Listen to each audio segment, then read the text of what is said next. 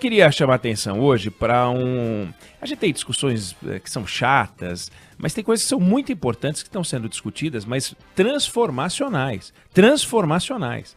E o Brasil deve realizar no ano que vem um mega leilão. Uma coisa da maior importância, que é o leilão da tecnologia 5G, né?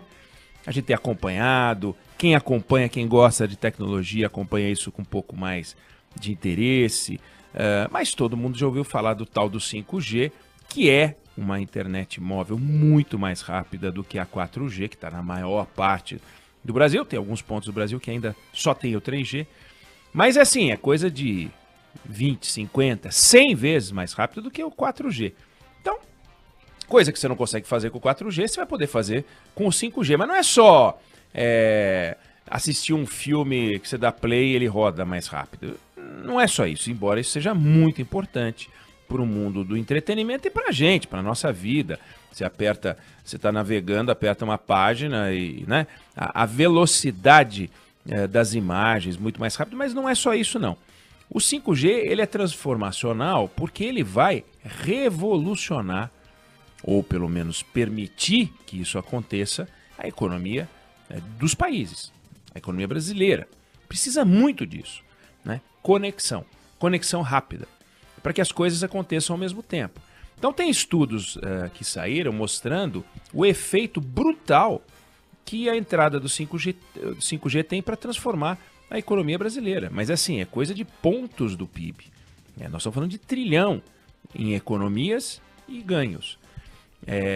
Pegar um exemplo bem bobo mesmo. Agronegócio.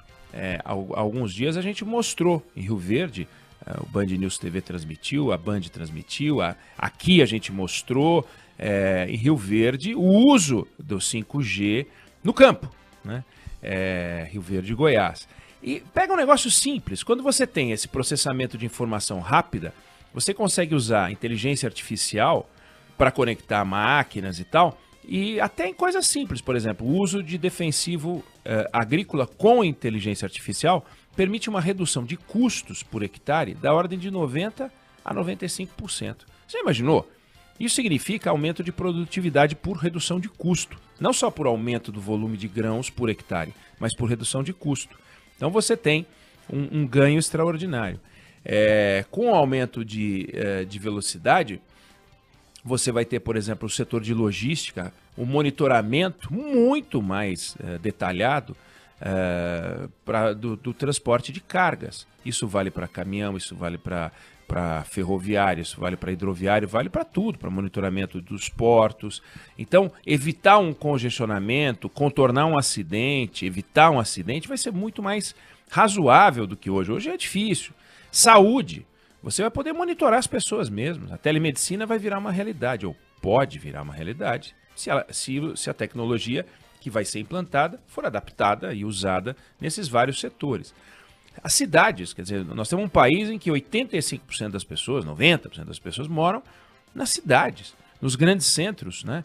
E você tem grandes centros em vários pontos do Brasil, não só aquelas 10 cidades, tem muita gente morando na área urbana. Então você vai ter cidades inteligentes. Pode ter, claro, tem que fazer os investimentos para isso, mas sem essa tecnologia não dá para ter. Aí você vai ter monitoramento das luzes, dos semáforos, internet para todo mundo. É uma coisa assim, é fundamental. É fundamental. E esse leilão vai acontecer no ano que vem. Ele vinha sendo conduzido de forma técnica, vinha sendo discutido de forma técnica, até que foi contaminado por um debate político, ideológico, que começou nos Estados Unidos numa guerra contra a China, querendo expulsar a empresa chinesa Huawei, que tem uma tecnologia de 5G. Entre as empresas que atuam nesse setor, ela é uma das principais fornecedoras de equipamento para as operadoras de telecomunicações que devem disputar o leilão. Então, é um negócio muito importante. A hora que você tem uma discussão técnica e você enfia um componente político que pode complicar, encarecer, entre outras coisas que a gente vai falar aqui. Como o nosso presidente, o nosso governo e seus adoradores e seguidores adoram copiar o que o Donald Trump, que está saindo, faz, adotamos aqui também no governo brasileiro e os seus apoiadores um discurso anti-China, anti-Huawei, e começamos a ver uma campanha com ações práticas, inclusive. E se você perceber, de um modo geral, vamos torcer, né? O presidente Jair Bolsonaro, ele gosta de apertar o nó, e em alguns momentos ele tira o pé, né? Ele tira o pé, deixa acontecer. Por exemplo, ele se insurgiu contra a vacina chinesa, também pelo mesmo motivo, a China. Lá atrás na campanha ele dizia, né? Por que eu vou privatizar a Eletrobras? Para a China comprar? A China não está comprando no Brasil, a China está comprando o Brasil. E aí ele resgatou esse discurso no governo dele. Então eu não vou comprar a vacina chinesa do Dória, né? Porque ele tem dois inimigos, né, nesse discurso, né? A China e o Dória. E ele começou a falar isso, só que no dia em que o Dória anunciou que a vacinação ia começar no dia 25 de janeiro do ano que vem, ele resolveu anunciar nas redes sociais que vai comprar todas as vacinas que a Anvisa registrar. Não disse que também a vacina chinesa, mas é evidente que a Coronavac vai ser comprada. A Coronavac é uma realidade no Brasil e será, a partir de janeiro, uma vacina que vai ser aplicada no Brasil. Não há dúvida disso, não é só no estado de São Paulo. Então ele fez isso e aí ontem o vice-presidente Hamilton Mourão disse o seguinte, olha, tirar a Huawei do leilão do 5G é uma temeridade. Ele chegou a dizer o seguinte, olha, o meu ponto de vista é o seguinte, e é um ponto de vista que já está começando a tomar forma no governo.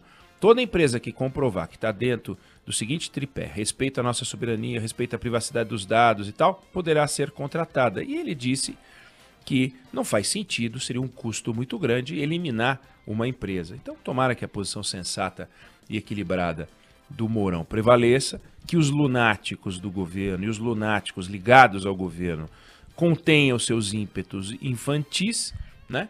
Eu me refiro ao chanceler Ernesto Araújo, né? que se move de forma cega contra a China, orientado pelo seu guru, Olavo de Carvalho. Me refiro ao presidente da Comissão de Relações Exteriores, o 03, né? O Eduardo Bolsonaro, acho que é o 03. E que eles parem de falar bobagem, né? Como se o mundo se dividisse entre os bacanas e os não bacanas, os mocinhos e os bandidos. Hollywood, né? Hollywood. Os mocinhos usam chapéu branco e os bandidos usam chapéu preto, que é para facilitar. Naqueles filmes de bang bang, de cowboy, você não tinha dúvida, se você não pegou desde o começo, era fácil só olhar. Quem tem chapéu preto é o bandido. Então, os Estados Unidos usam chapéu branco, a China usa chapéu preto e assim facilita. Parar com essa besteira. E é importante, eu queria destacar, hoje saiu um artigo muito bom no jornal Estado de São Paulo, intitulado O Brasil entre os Estados Unidos e a China, assinado pelo ex-embaixador do Brasil nos Estados Unidos, Rubens Barbosa, que não tem nada de comunista, e que ele lembra que o leilão 5G vai ser a decisão mais importante do governo Bolsonaro. Lembra que o Itamaraty assinou um documento favorável a uma política dos Estados Unidos contra a tecnologia chinesa, que o meio empresarial brasileiro não quer isso, que as operadoras brasileiras não querem isso, como se o meio empresarial brasileiro e as operadoras brasileiras fossem chinesas, né, fossem comunistas. Mas é isso que está acontecendo. Aliás, o embaixador chinês está sofrendo restrições de acesso. Até isso foi noticiado na imprensa. Mas o que o Rubens Barbosa traz no artigo, que é não digo uma novidade, mas que é um alerta, é o que aconteceu com a Austrália, que resolveu jogar esse joguinho contra a China. A China compra 1/3 das exportações australianas. Aqui do Brasil é 34%, 35%, não é muito diferente. Nos últimos dias, e ele cita como fonte o Financial Times, a China impôs tarifa de exportação à cevada australiana, que é fundamental para a Austrália, restringiu a importação de carne bovina, suspendeu a importação de carvão, aplicou medidas antidumping no vinho australiano, importante. Ou seja, quer brincar o jogo de peitar a China? Peita. Agora, vai ter que estar preparado para as chamadas consequências, né, que sempre vem depois. A China é nosso principal parceiro comercial. Ela vem tentando diversificar a sua dependência de compra de alimentos brasileiros, lembra o Rubens Barbosa no artigo, estimulando Rússia e Tanzânia. Ou seja, já estão se mexendo para não depender da compra da nossa soja, para não depender da compra de outros produtos agrícolas e pecuários nossos. Ou seja, eles estão se mexendo para se proteger da gente. Como é que a gente vai conviver com a China? Peitando? É esse o caminho? Então, vamos partir da lógica do presidente Jair Bolsonaro de que o Brasil é mais importante para a China do que a China é importante para o Brasil? Realmente faz sentido? Então, o que o embaixador pede, e eu acho que deve ser o recado para a gente compartilhar e ter claro, é o seguinte: equilíbrio, juízo. A decisão do 5G, a coisa mais importante que o Bolsonaro vai fazer para o Brasil, além, é claro, de cuidar de reformas, cuidar da economia e outras coisas que não dependem de China, e não depende de uma vontade política, de um movimento político, de uma ação política, mas o leilão é algo que o Rubens Barbosa lembra bem, vamos cuidar para fazer isso de forma técnica, juízo, equilíbrio e técnica. Não vamos entrar nesse jogo político, porque esse jogo político é um jogo para ser jogado por cachorro grande. E nós não somos cachorro grande nesse game. Por mais que a gente seja oitava na economia do mundo, é porque a gente tem 210 milhões de habitantes. Porque a renda per capita nossa não nos coloca nessa posição de grande destaque. Fica o recado dado pelo embaixador nesse artigo muito sensato.